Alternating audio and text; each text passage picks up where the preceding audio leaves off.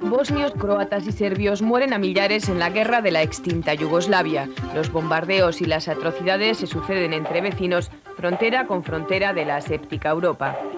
La manzana danesa se atraganta a los 12. El esperanzador proceso de la unidad europea se convierte en una lucha sin cuartel para rebañar fondos de cohesión o cualquier otro trofeo que se pueda lucir ante los votantes internos. El PSOE colecciona acusaciones de corrupción que le hacen decapitar a un ministro, soportar registros judiciales y ver a un Guerra sentado en el banquillo. El PP sonríe, pero se libró de la probada financiación ilegal por un simple defecto de forma. El gran triunfador de la guerra del Golfo se quedó en nada ante el pujante Bill Clinton, llegado desde Arkansas con modos de Kennedy y promesas de cambio. Estados Unidos agota su época republicana y encara la nueva era con más negros y más mujeres en el gobierno. La Expo terminó asaltada por los visitantes sin que se incendiaran los pabellones. España ganó más medallas que nunca en unos juegos ejemplares y Colón estuvo guapísimo en todas las películas. El balance de los fastos del 92, a pesar de todo, parece favorable. La salvaguardia del medio ambiente preocupa cada vez más a los ciudadanos y obliga a los gobiernos a tomar medidas, aunque tímidas. Los científicos combinan la preocupación por este mundo con la investigación del espacio y los orígenes del universo. El Guernica cambia de sitio y la Thyssen abre sus puertas. La guerra de los museos encocora a los artistas, pero permite a los españoles de a pie la contemplación de más y mejores obras de arte. El Barça gana su primera Copa de Europa de fútbol, Indurain Tour y Giro, y Carlos Sainz recupera la corona en el Mundial de Rallys. El deporte español brilla con luz propia en un año marcado por la retirada de Magic Johnson y el regreso de Maradona.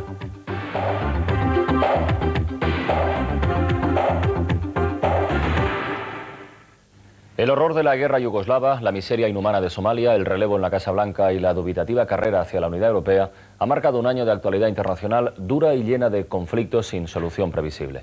También en España han tocado vacas flacas. La crisis económica y las múltiples acusaciones de corrupción dejan para las elecciones del 93 un oscuro panorama sobresaltado con juicios e investigaciones financieras.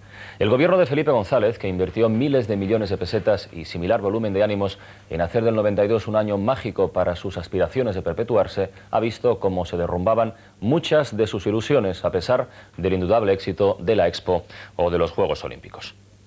Abrimos pues ya este resumen informativo y lo hacemos con el conflicto balcánico. Comenzó el pasado año en Eslovenia, siguió en Croacia y este año se ha cebado en Bosnia y Herzegovina, una república donde serbios, croatas y musulmanes vivían en paz, pero donde ahora se mata sin piedad y se muere sin consuelo. El despliegue de 14.000 cascos azules en Croacia no resolvió las disputas territoriales, pero sí consiguió hacer respetar en cierta medida los acuerdos de alto el fuego. Pero la guerra se extendió a Bosnia y Herzegovina y con mayor crueldad. La población musulmana y croata aprobó en referéndum la proclamación de esta república como nuevo Estado independiente. La minoría serbia consideró la consulta como una declaración de guerra y con el apoyo del ejército federal, sus milicias se hicieron a cañonazos con el control de las 2/3 partes del territorio. Mientras Yugoslavia quedaba reducida a una federación entre Serbia y Montenegro, sin representación en los organismos internacionales, el reconocimiento de Bosnia y Herzegovina por parte de la Comunidad Europea no dio lugar más que a un endurecimiento del conflicto. Sarajevo se convirtió en una ciudad sitiada. Desde mayo pasado, sus habitantes han intentado sobrevivir bajo el fuego de la artillería pesada y de los francotiradores. Los milicianos dificultan el transporte de ayuda humanitaria a la capital y a otras ciudades asediadas, y la población ya no confía nunca en la efectividad de los acuerdos de alto el fuego, todos ellos violados sistemáticamente después de su entrada en vigor. Centenares de miles de personas se han lanzado a las carreteras para huir de las atrocidades de la guerra, de la llamada limpieza étnica y de los campos de concentración. Los legionarios españoles, entre otras fuerzas internacionales, son testigos directos de la barbarie.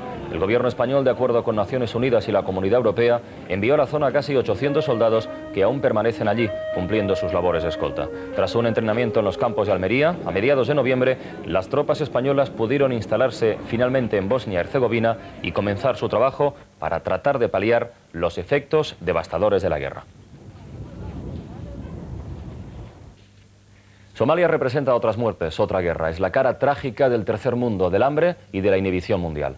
Los somalíes no tenían comida, pero los señores de la guerra sí disponían de abundantes balas. Por fin, cuando el clamor era ya universal, Estados Unidos, con mandato de la ONU, iniciaba la intervención multinacional con un desembarco de cine. Somalia ha sido durante todo este año la cara visible del hambre que padece el tercer mundo. Una decena de grupos armados se habían repartido el control del país y los diferentes focos de guerra hacían que la distribución de alimentos fuera una tarea imposible. El secretario general de la ONU pidió la intervención de una fuerza multinacional. Un amplio despliegue de cámaras convirtió en espectáculo el desembarco de tropas norteamericanas, que llegaron desprovistas de cualquier casco o boina azul y organizaron su llegada con el método tradicional. Poco después llegaron soldados belgas y legionarios franceses. Alguno de ellos fue protagonista y testigo de escenas de barbarie como esta.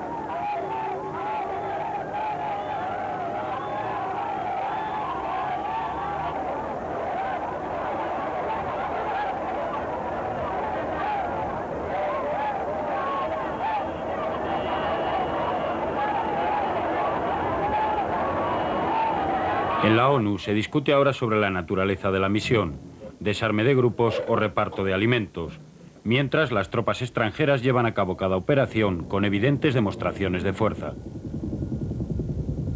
Yugoslavia y Somalia son dos de los retos que deberá afrontar la política exterior de la única potencia mundial que queda en este fin de siglo. La era Reagan, perpetuada por Bush, ha terminado en unas agónicas elecciones pese a contar en su mochila de éxitos con el triunfo en la Guerra del Golfo. Bill Clinton llegó este año desde Arkansas con un cierto tinte kennediano y encandiló a sus compatriotas con las promesas de cambio. Bill Clinton llega a la Casa Blanca prometiendo reactivar la economía por medio de un aumento del gasto público, acabar con el desempleo, mejorar la educación y reformar la sanidad. Su mensaje caló en unas clases medias decepcionadas por el descenso de su nivel de vida. Clinton inicia la transición de poderes con la promesa de nombrar un gobierno que refleje la diversidad de la sociedad americana, y la cumple designando a un secretario de raza negra y a varias mujeres para otros cargos.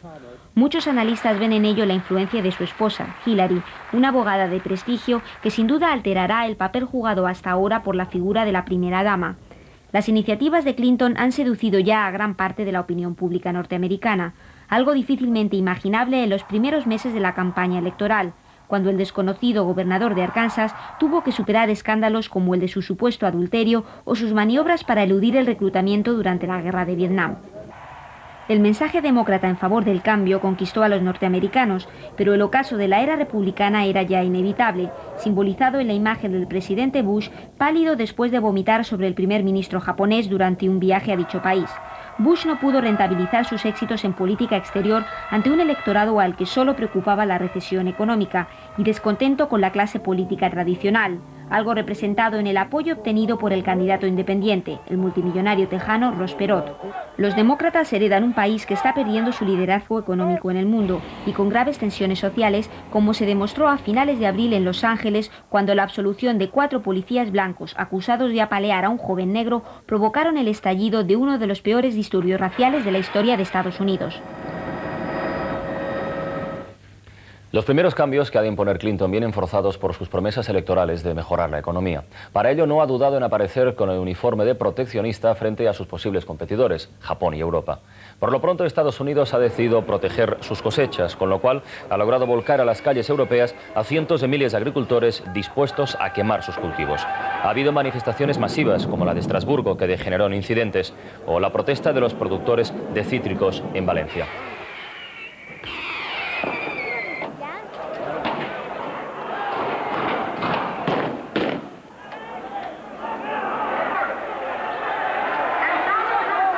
Son solo ejemplos de un conflicto que ha provocado el pánico y la discordia entre los socios comunitarios, unos socios que, por cierto, poco necesitaban para mostrar en público sus diferencias y enfados mutuos. La reciente cumbre de Edimburgo ha supuesto un pequeño respiro, aunque algunos acuerdos más parecen filigranas diplomáticas que soluciones reales.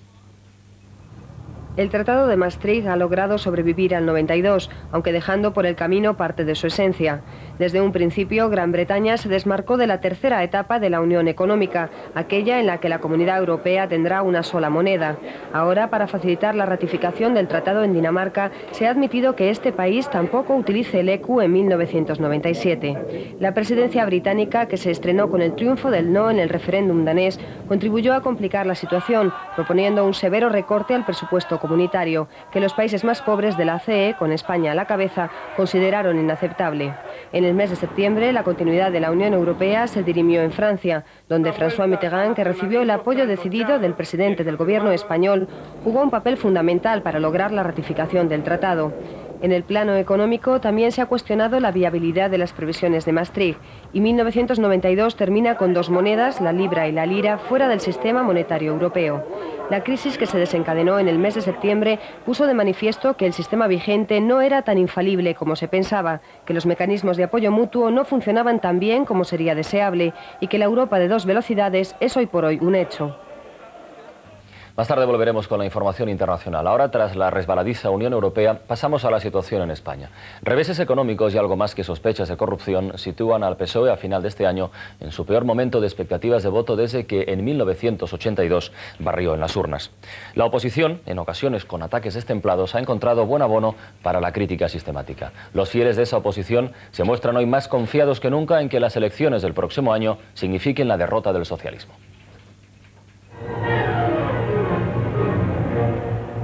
1992 se anunciaba como el año mágico de España.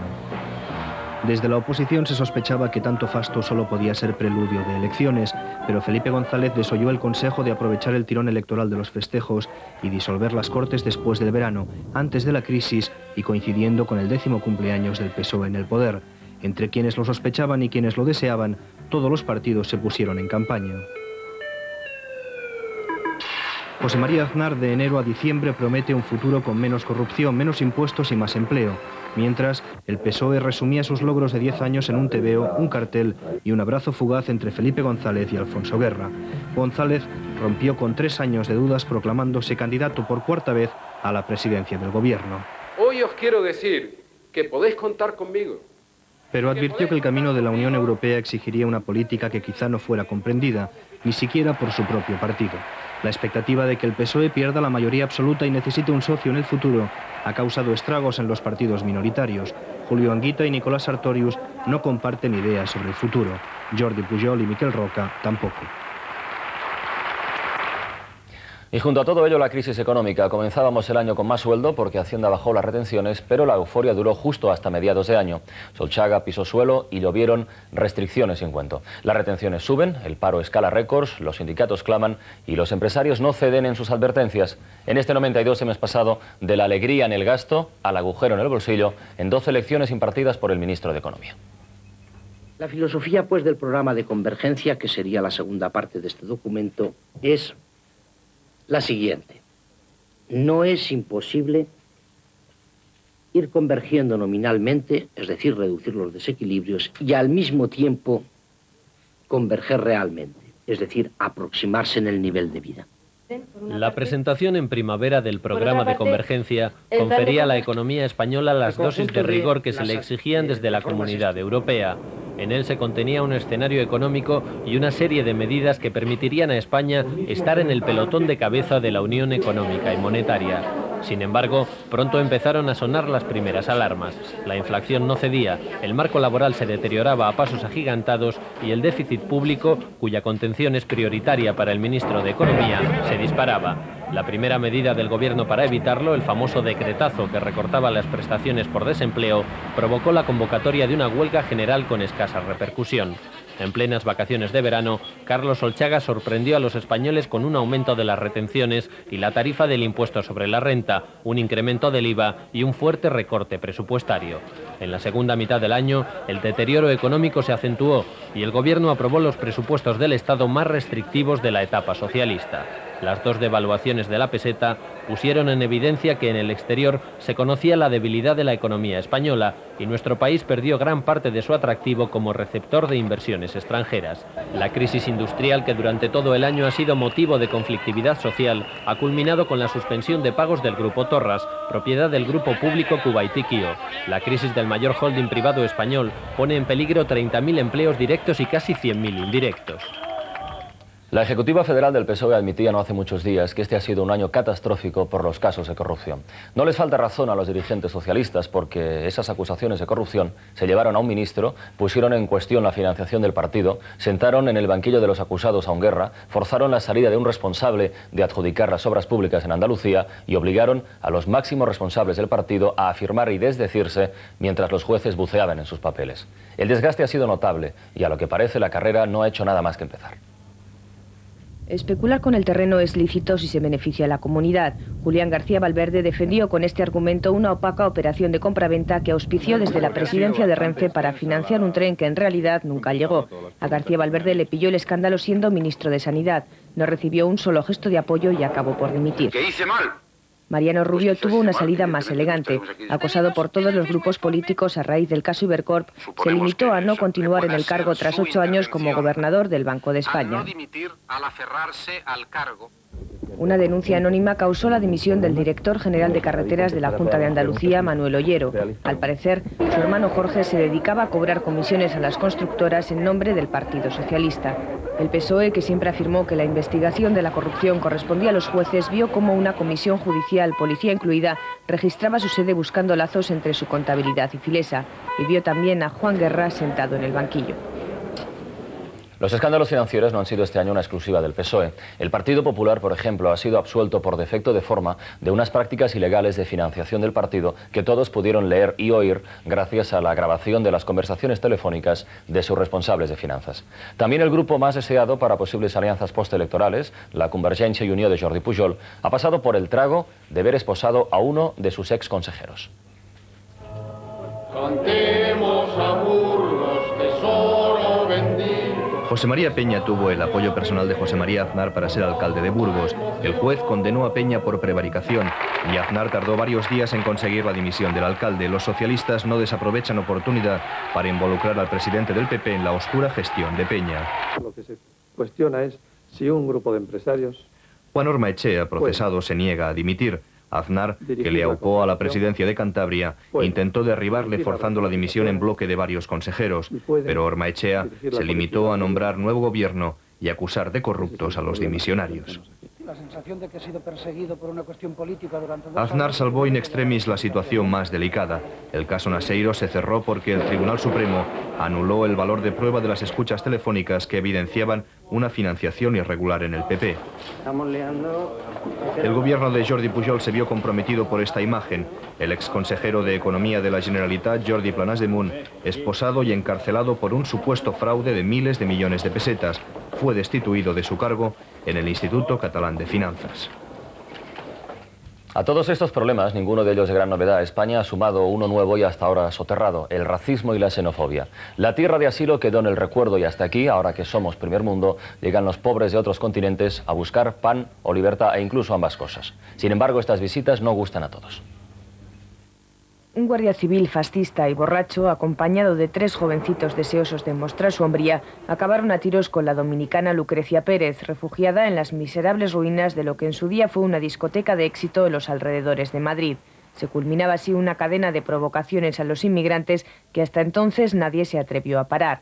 Pero la brutalidad del atentado levantó por fin los ánimos cívicos de una sociedad bastante adormecida y sacó a las calles a decenas de miles de personas que, en claro rechazo a la xenofobia, componían manifestaciones como no se recordaban desde hacía años. La imagen de los jóvenes ahogados en el estrecho mostró en toda su crudeza el drama sin resolver de la inmigración ilegal. El trágico viaje en las congestionadas pateras, desde Marruecos hasta ninguna parte, ha tenido su explosión particular en el 92. Una restrictiva ley de inmigración criticada desde muchos estamentos, pero argumentada con razones de peso por el gobierno, junto a las numerosas entrevistas del ministro Corcuera con las autoridades marroquíes, parece haber frenado, al menos de momento, la proliferación del horror. Este escudo protector no es exclusiva de España y han intentado legalizarlo ministros y subsecretarios en las salas de reuniones comunitarias. El miedo al otro, el pánico a una invasión de los demás, ha llenado Europa de fascistas, confesos o disimulados, y Alemania una vez más ha visto pasear por las calles a quienes muestran orgullosos sus cruces gamadas. El rebrote de nazismo en Alemania ha sido uno de los problemas mayores a los que ha debido enfrentarse una sociedad todavía traumatizada por el duro proceso de unificación iniciado en 1991. La proliferación de esvásticas, manifestaciones violentas y ataques criminales a casas y refugiados inmigrantes han terminado con un siniestro rastro de sangre y muertes. Sin duda alguna ha sido la comunidad turca, numerosa y asentada en el país desde hace muchos años, la víctima propiciatoria de la barbarie nazi. Pero también los nuevos inmigrantes, los que logran traspasar las fronteras terrestres desde los países excomunistas, han sentido en sus carnes el sentimiento creciente de xenofobia de muchos alemanes.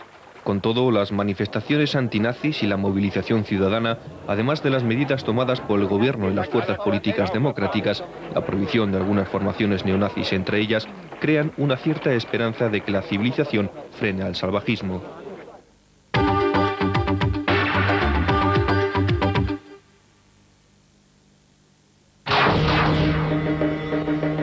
Estas Navidades, en Canal Plus, más películas de estreno, más estrellas de Hollywood, más cine que nunca. Jueves 31, La hoguera de las vanidades. Johnny Peligroso. Pretty Woman. Los Inmortales 2, El desafío. Aliens, El regreso. Robin Hood, Príncipe de los ladrones. Despertares. El día que nací yo. Y los héroes del tiempo. Canal Plus es más.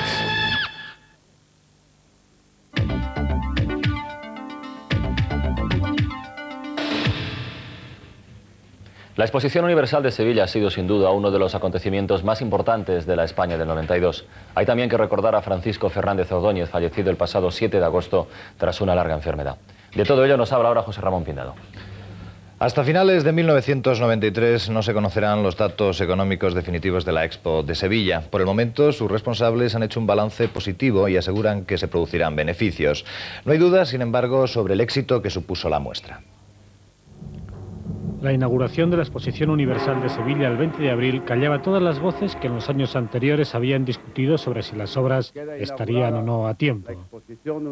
Después de un acto con discursos solemnes y fuegos artificiales, la Expo 92 abría sus puertas al público.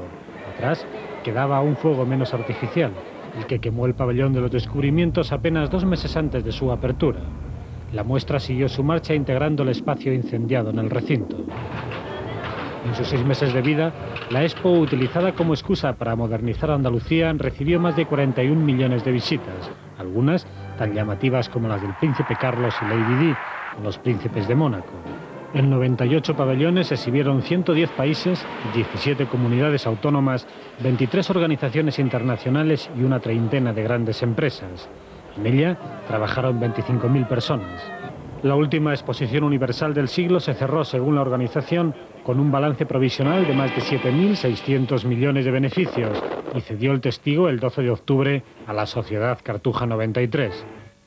Paralelo a la Expo corrió el AVE, el tren de alta velocidad español que cubre el trayecto entre Madrid y Sevilla en menos de 3 horas, iniciaba sus viajes el 14 de abril y en exactamente 7 meses alcanzaba la cifra del 1.000.000 de pasajeros.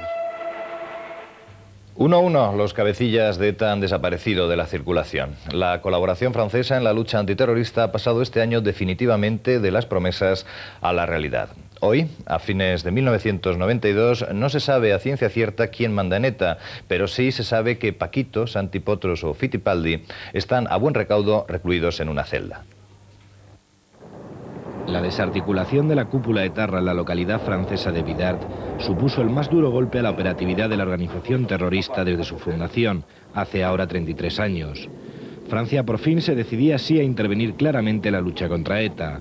La decapitación del brazo armado fue contrarrestada en el movimiento de liberación vasco con el aumento de influencia de la organización terrorista en Herri Batasuna, pese a que un 14% de las bases de HB mostraban su rechazo a ETA. Nuevos líderes más radicales desplazaron a Iñaki Esnaola y Chema Montero. No obstante, las disidencias se ampliaron al colectivo de presos encabezado por Isidro Echave y Juan Antonio Urrutia. La inexistencia de atentados debido a la debilidad de ETA permitió abrir un clima de distensión que el PNV, con la tácita aprobación del gobierno, aprovechó para negociar con HB sobre la violencia.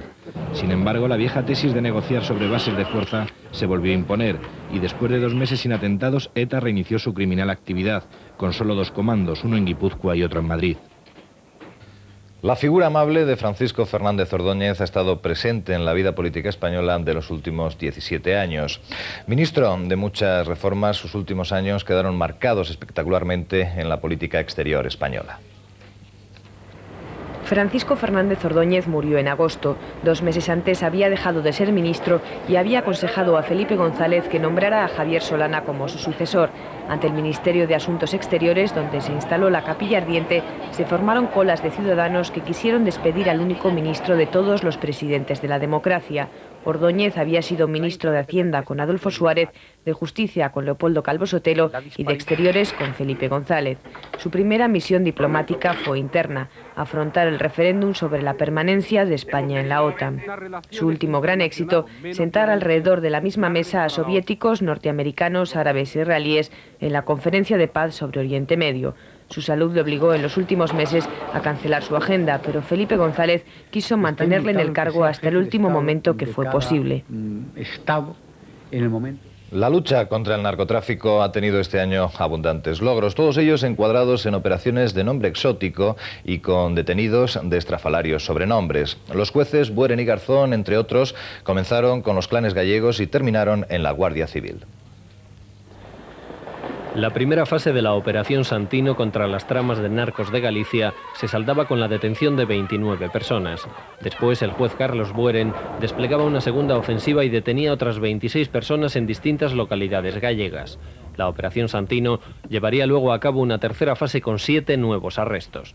Paralelamente, se desarrollaba la Operación Pitón, iniciada por los jueces Bueren y Garzón a finales de julio en el Algarve portugués y concluida en octubre en Andalucía con el total descabezamiento de una organización internacional de tráfico de hachís conocida como Everest. Otra operación importante fue la denominada Hielo Verde o Green Ice, desarrollada simultáneamente en España, Estados Unidos e Italia, en la que se desarticuló una extensa red de blanqueo de dinero procedente del tráfico de cocaína colombiana. La actuación de los jueces contra el narcotráfico ha tenido su último episodio este año con el desmantelamiento de la Unidad Central Antidrogas de la Guardia Civil. En esta operación fueron encarcelados varios agentes del Instituto Armado, entre ellos el segundo mando de esta unidad, el comandante José Ramón Pindado. La acusación, pagar con droga a confidentes.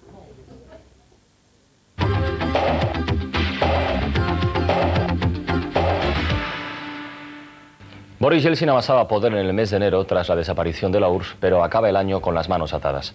Igual de pobres y con más guerras, las repúblicas de la extinta Unión Soviética solo pueden conservar la esperanza de que fructifiquen los cambios y lleguen años mejores. Nos lo cuenta Ana Hortas. El Congreso ruso frenó los ímpetus renovadores y el estilo personal de Boris Yeltsin. Más ocultos, los conflictos bélicos en la zona aún causan un número indeterminado de muertes. El nacionalismo y la falta de soluciones a una situación que se encona de día en día abren un futuro difícil para muchas repúblicas exsoviéticas. Boris Yeltsin ocupó en nombre de Rusia el escaño de la extinta URSS en el Consejo de Seguridad de la ONU. Estados Unidos le concedió un apoyo privilegiado para su reforma, pero no consiguió frenar el empobrecimiento de su país. Quiso que Gorbachov compareciera ante los tribunales e incluso le retiró el pasaporte, pero una sentencia salomónica del Tribunal Constitucional zanjó la polémica sobre la disolución del PQS. Nacionalistas y excomunistas intentaron poner límites a sus poderes excepcionales y, aunque amenazó con la disolución del Parlamento, aceptó finalmente un pacto con sus rivales. La lucha por el poder en las repúblicas nacidas de la desintegración de la URSS endureció y multiplicó los conflictos armados. Azeríes y armenios siguieron batallando por el Alto Karabaj. Milicias de origen ruso intentaron conseguir en Moldavia la independencia de la región del Dniester. En Tayikistán, musulmanes y excomunistas alternaron batallas parlamentarias con golpes de Estado. Y en Georgia se mantuvieron 3 frentes de guerra. Rusia entregó a las autoridades alemanas a Erich Honecker. 3 meses más tarde debió sentarse en el banquillo de los acusados como presunto responsable de la muerte de muchos de los que intentaron cruzar el muro. El expresidente de la antigua RDA denunció que el juicio se había transformado en un proceso contra el régimen comunista. El proceso de unidad europea no ha desterrado la actualidad interna de los países en la Europa occidental. John Major ganaba los puntos su lucha con los laboristas. La mafia italiana asesinaba con coches bomba y 2 símbolos de la política alternativa morían a tiros en Alemania. El electorado británico volvió a dar la mayoría a los conservadores contra el pronóstico de las encuestas. El líder laborista, Neil Kinnock, pagó el fracaso en las urnas con su dimisión. Pero John Major y su nuevo gobierno encontraron nuevas dificultades en el interior de su propio partido frente a los llamados euroescépticos. En el Parlamento y en la calle, las protestas por el cierre de minas fueron la respuesta más dura contra la política económica heredada de Margaret Thatcher. Petra Kelly y su compañero Ger Bastian, los dos líderes más conocidos del movimiento verde alemán, aparecieron muertos en su casa. Según la policía, Bastian disparó contra la dirigente ecologista y luego se suicidó. La mafia asesinó al juez Giovanni Falcone. El magistrado ya había advertido que se sentía como un muerto que caminaba. Luego cayó su sucesor, Paolo Borsellino, en otro atentado con coche bomba. En septiembre, la policía detuvo a uno de los principales capos, Giuseppe Madonia, y 2 meses más tarde, cerca de 2000 agentes participaron en la llamada Operación Leopardo, la mayor redada llevada a cabo contra la mafia desde 1984. Gracias a la confesión de 2 arrepentidos, la justicia italiana pudo detener a políticos, funcionarios del Estado y empresarios. América Latina ha vuelto donde solía y los golpes militares han estado presentes en Perú o Venezuela.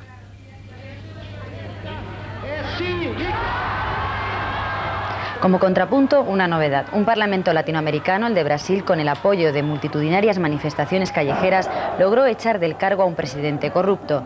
Collor de Mello se enfrenta ahora a los jueces, pero el veredicto político es ya inapelable. En Centroamérica la situación ha mejorado, con la guerrilla a punto de dejar las armas tras lograr no pocas concesiones de los militares que sostienen regímenes de fragilidad manifiesta. Las tropas leales al presidente Carlos Andrés Pérez hicieron fracasar 2 insurrecciones militares que pusieron en evidencia la crisis interna que padecen las Fuerzas Armadas de Venezuela. En ambas ocasiones, los golpistas vincularon su acción con las protestas estudiantiles y el descontento popular frente a la crisis. En tanto se mantenga esta situación de transitoriedad, quedan en suspenso los artículos de la Constitución. El presidente de Perú, Alberto Fujimori, decidió que debía gobernar por decreto y con el apoyo del ejército disolvió el Parlamento y desmanteló el Poder Judicial. La detención del máximo líder de Sendero Luminoso, Abimael Guzmán, fue utilizada como un símbolo de la eficacia del gobierno en la lucha contra el terrorismo. Fujimori convocó elecciones a una nueva asamblea constituyente y venció, pero antes debió hacer frente a un supuesto complot de mandos militares que defendía la legalidad anterior al autogolpe. La concesión del Premio Nobel de la Paz a Rigoberta Menchú dio un nuevo impulso al movimiento de defensa de los derechos humanos en Guatemala. El gobierno ha descartado la posibilidad de que la dirigente indígena participe en las negociaciones que mantiene con la guerrilla.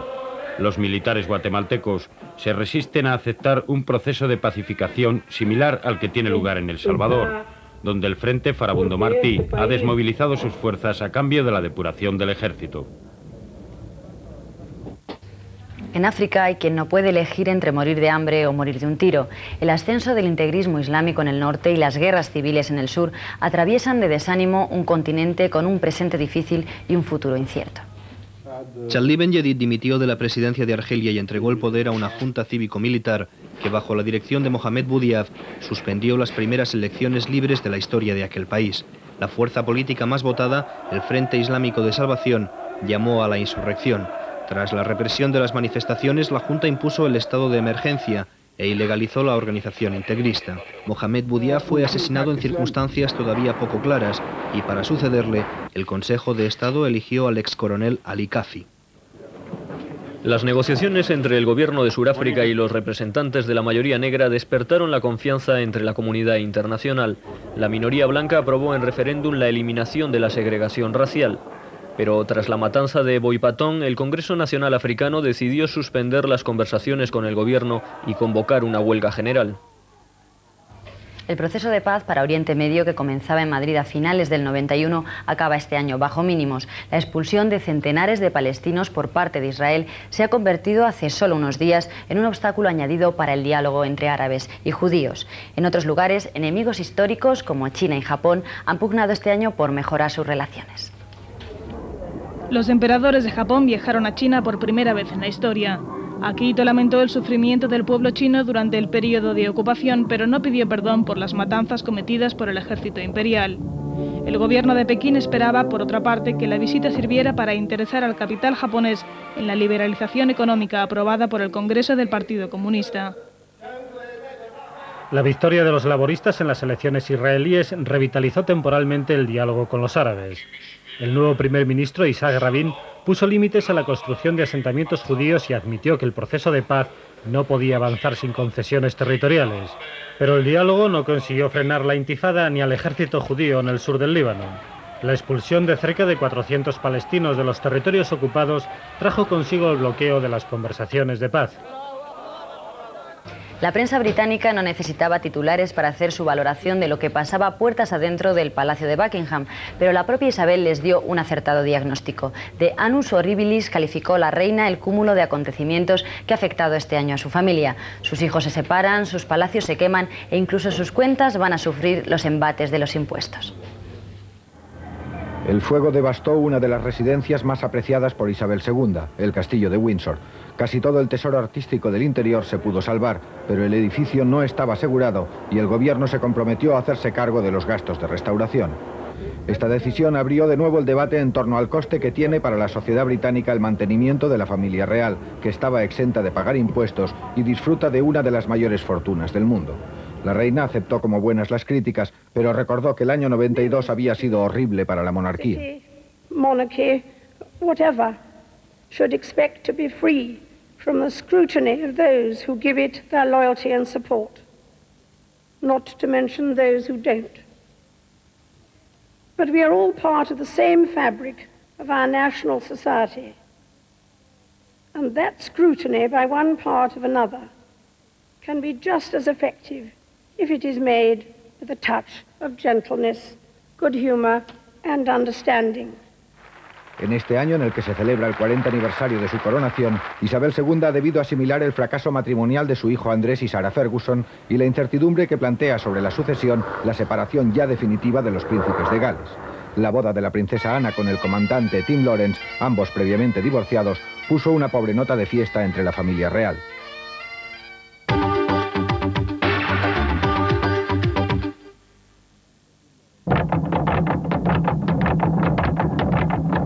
Boxeo en Canal Plus.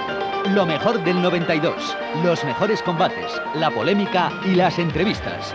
El 50 aniversario de Mohamed Ali, la entrada en prisión de Mike Tyson, el nuevo campeón del mundo de los pesos pesados y los próximos aspirantes. Lo mejor del 92, solo para abonados. Madrugada del lunes al martes 29 a la 1:15 en Canal Plus.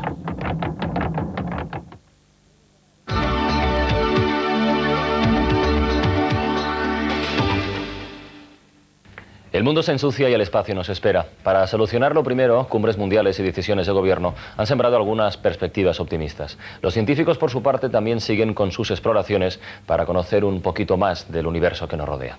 Estas son noticias que nos acerca a partir de ahora María Jesús Luengo. A principios de mes, exactamente en la madrugada del 3 de diciembre, el petrolero griego Mar Egeo naufragaba en la costa gallega, ante la misma ciudad de La Coruña.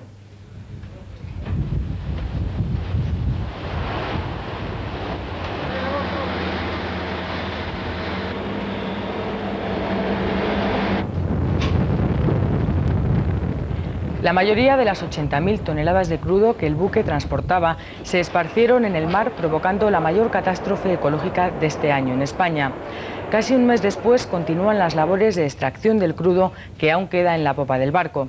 Los expertos consideran que esta costa, de cuya explotación viven más de 3.000 familias, tardará décadas en recuperar su riqueza biológica. Es un final triste para un año que ha traído ciertos avances en la lucha por la conservación del medio ambiente.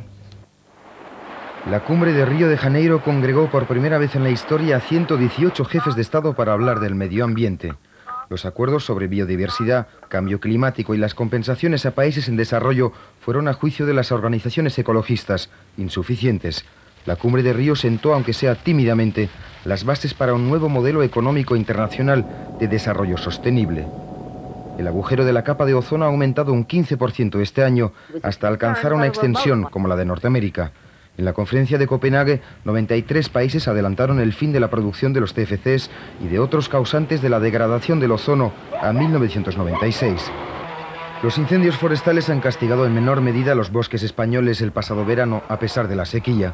El incendio del desierto de Las Palmas, en Castellón, destruyó hace 3 semanas uno de los parajes de mayor valor natural de la península ibérica. España, por fin, ya tiene su propio satélite. El Hispasat está en su órbita, aunque todavía no está operativo. Es un punto más de los miles que rodean la Tierra. Y aunque todo conduce a lo mismo, a intentar averiguar nuestros inicios y nuestros futuros en el cosmos, los científicos dividen su tiempo entre lo que ocurrió hace millones de años y lo que pasará en el siglo XXI. El satélite COBE dio por primera vez prueba de las ondulaciones cósmicas que refuerzan la tesis del Big Bang como explicación del origen del universo.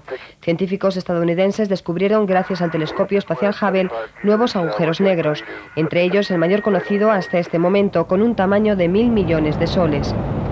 La sonda Magallanes tomó nuevas fotos radar con rayos infrarrojos de aspectos desconocidos del planeta Venus, y la NASA volvió a enviar una misión no tripulada a Marte, el Mars Observer, destinado a poner al hombre en el planeta rojo antes de 30 años. Los transportadores espaciales de la agencia estadounidense han completado su misión número 52. Los tripulantes del Endeavour, que tuvieron que recuperar a mano un satélite, y el fallido experimento eléctrico del Yo-Yo han mantenido en vilo a medio mundo. A pesar de todo, el éxito de la lanzadera norteamericana contrasta con el fracaso del Hermes europeo, un avión que se retrasará al menos 3 años. Sergei Krikalev volvió a la Tierra después de pasar 310 días en el espacio. Krikalev había despegado en la URSS y aterrizó en un nuevo país, Rusia. Un cohete Ariane tardó 17 minutos en poner en órbita los 60.000 millones de pesetas que costó el Hispasat, el primer satélite español de comunicaciones. La decisión de la Iglesia anglicana de ordenar sacerdotes a las mujeres ahondó aún más las diferencias que separan a la Iglesia católica de la anglicana.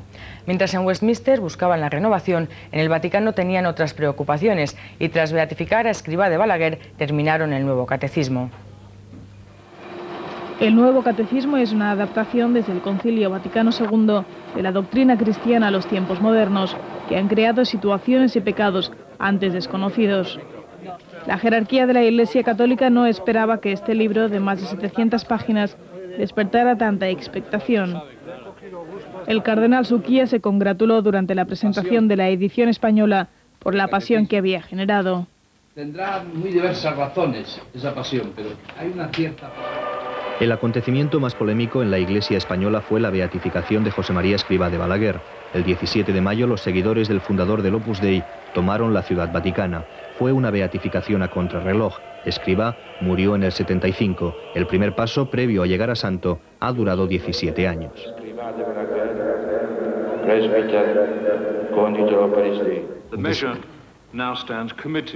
Los partidarios del sí y los del no derramaron lágrimas tras conocer el resultado final.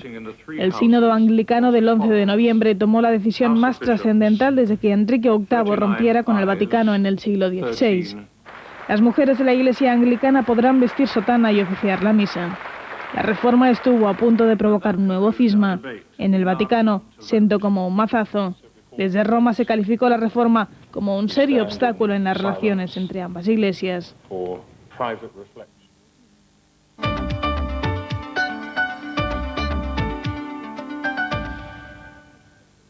América del Norte, del Centro y del Sur estuvieron este año más presentes que nunca en el mundo de la cultura. El quinto centenario trajo una abundante cosecha de colones. El Caribe triunfó en literatura con los premios Nobel, Goncourt y Cervantes. Y el cine estadounidense, un año más, barrió en taquilla. Paloma Consejera nos trae lo básico en este resumen cultural del 92. Cristóbal Colón ha tenido este año la compañía un tanto monumental de Sigourney Weaver o de Marlon Brando, pero también la interpretación menos heroica de escritores como Augusto Roa-Bastos. Un francés, Gerard Depardieu, es el personaje que un inglés, Ridley Scott, se ha imaginado sobre el Colón que italianos y españoles siempre se han disputado. 500 años no han servido para poner de acuerdo ni siquiera los organismos españoles que celebran el quinto centenario, que han financiado por vías distintas las dos versiones cinematográficas del descubrimiento. También los escritores a los dos lados del Atlántico han tenido una buena oportunidad para decir algo sobre el oscuro personaje y sobre lo que para unos significó un genocidio y para otros una epopeya. Si hay un mito que hay que ir desmontando, pulverizando, que eso es lo más a lo que podemos aspirar los escritores de ficción. Las superproducciones han descrito dos Colones muy distintos, tan diferentes como las interpretaciones de la historia.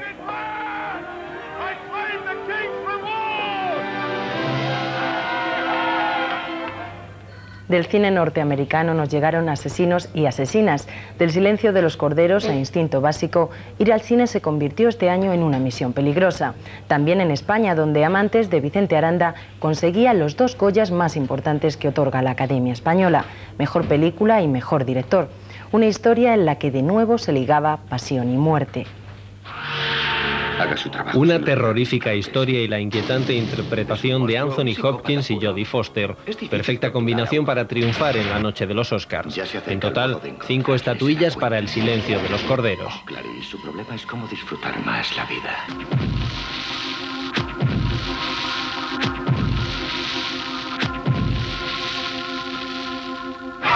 Sexo y violencia, ingredientes indispensables para arrasar en las taquillas. Instinto básico no solo superó el escándalo, sino que consiguió aprovecharlo en su favor.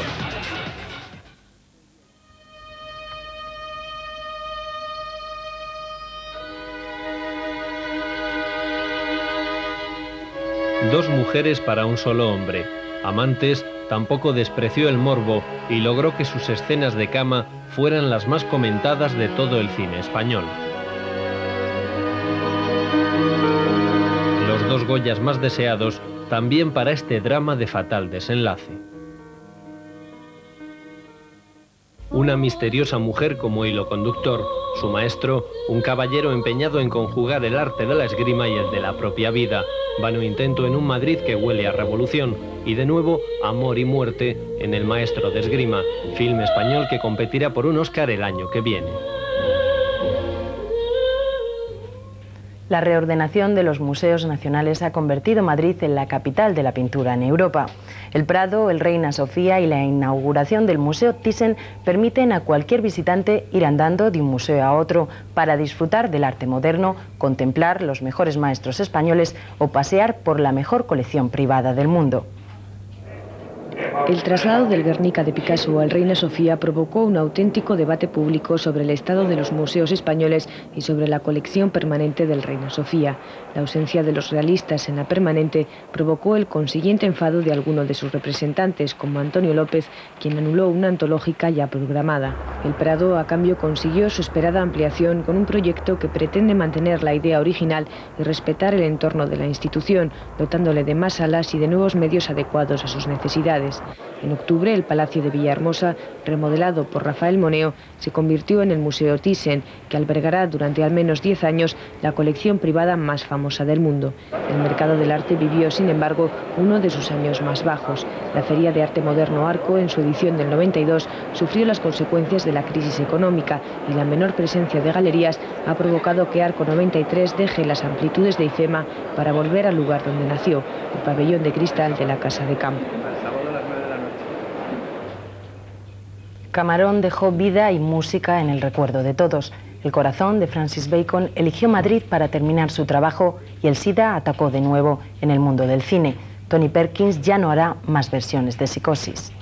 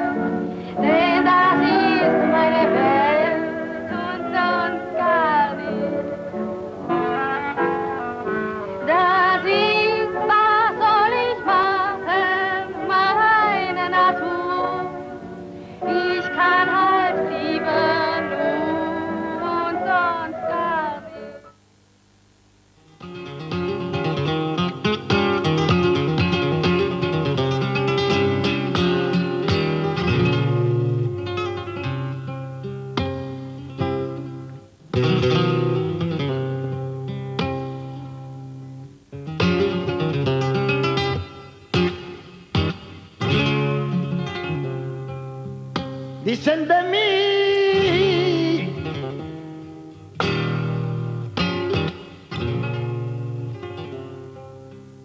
dicen de mí que mamena hacer tiempo.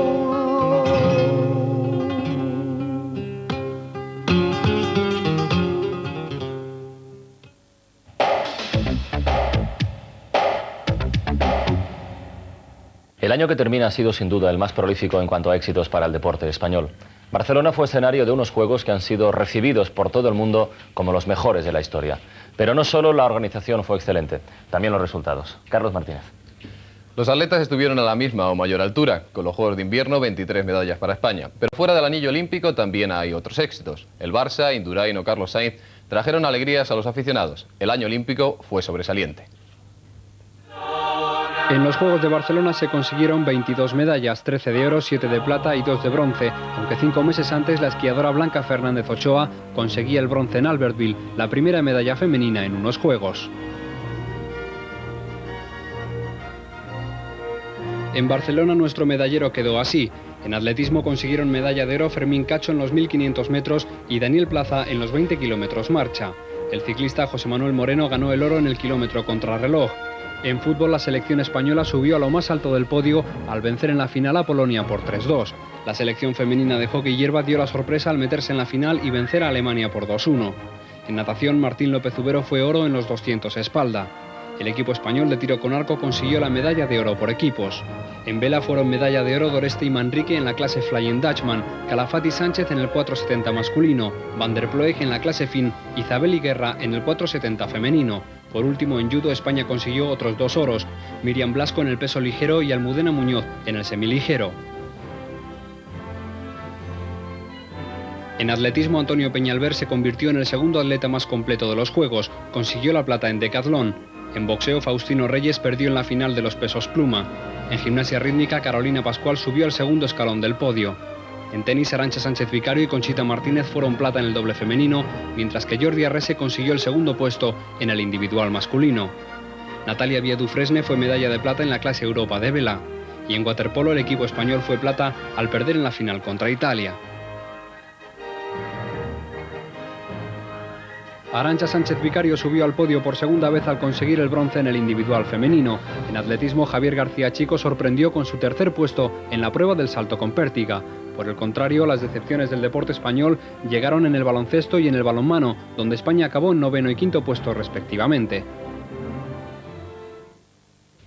En fútbol, el Barça llenó el hueco en su vitrina de trofeos. La Copa de Europa llegó de la mano del juego de ataque de Johan Cruyff. Fue el pasado 20 de mayo. Se jugaba el minuto 112 de partido. Este gol de Koeman daba la victoria al Barcelona sobre la Sampdoria en la final de la Copa de Europa disputada en Wembley. Con la consecución de este título, acabó el trauma de las 2 finales perdidas en Berna y Sevilla.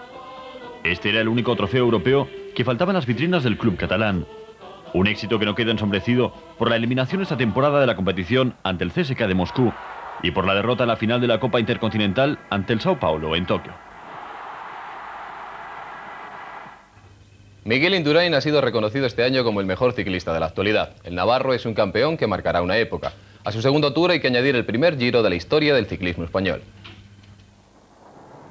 El navarro Miguel Indurain se confirmó este año como el número 1 del ciclismo mundial.